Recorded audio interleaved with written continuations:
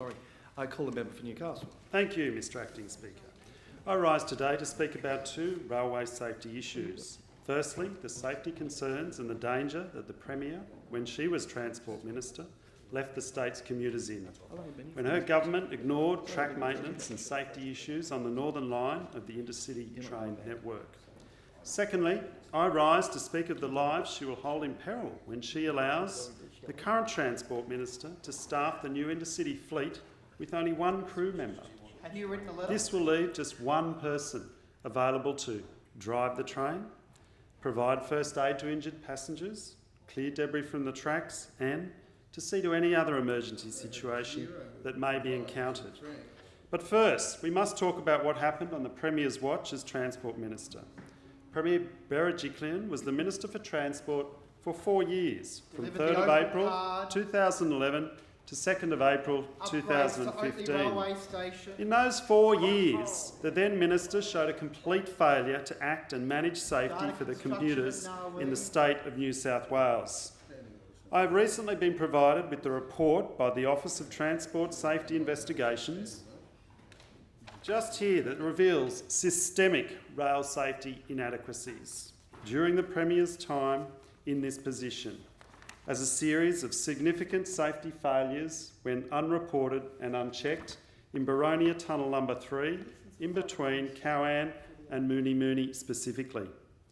Shockingly, my Newcastle residents got onto the Newcastle and Central Coast line unknowingly, putting their lives in danger under that Minister's watch.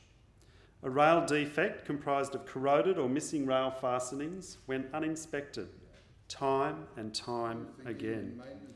This report read details that, quote, the unrestrained track had the potential to displace laterally to the extent that a derailment could have occurred, unquote, and was classified at the highest emergency level, E1.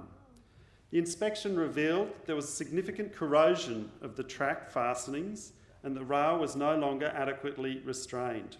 An examination of the Boronia Tunnel was due in September 2011 and again in 2013, but it was never inspected at all. And insufficient staff levels and staff training meant that these inspections were delayed or didn't take place at all. This is simply outrageous. We have a government that's trying to encourage the Newcastle community to embrace public transport, a government that is allowing car parks to be swallowed. And then, when the public chooses to use this service, can they be assured of their own safety? The report goes on to outline the deficiencies in the training and competence of inspectors and the insurance of track maintenance activities. The report outlines a government that is merely going through the motions. The Office of Transport Safety Investigations reviewed other similar incidents of Sydney Trains' internal audits and found that inadequate track inspection and inadequate maintenance were systemic.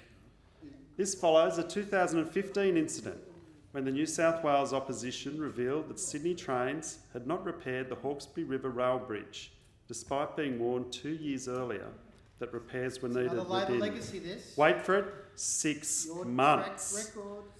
So we now know that on the then Transport Minister's watch, hundreds of thousands of commuters on the Newcastle and Central Coast line were actually risking their lives when track maintenance and safety issues were being ignored.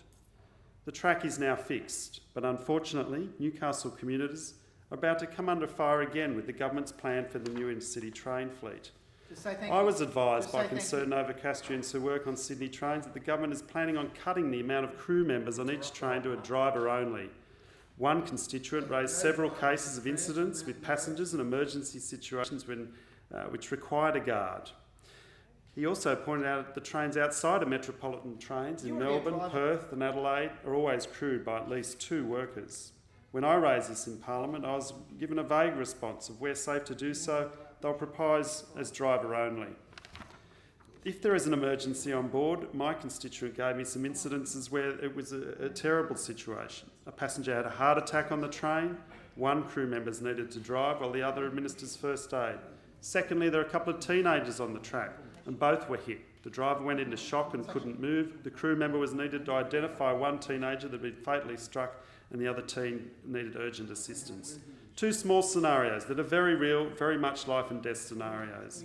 The Premier and Transport Minister are now playing with lives. You've already risked commuters on the Newcastle and Central The Coast Line member's once, Premier. time has expired. Don't gamble with their lives again. Private member statement.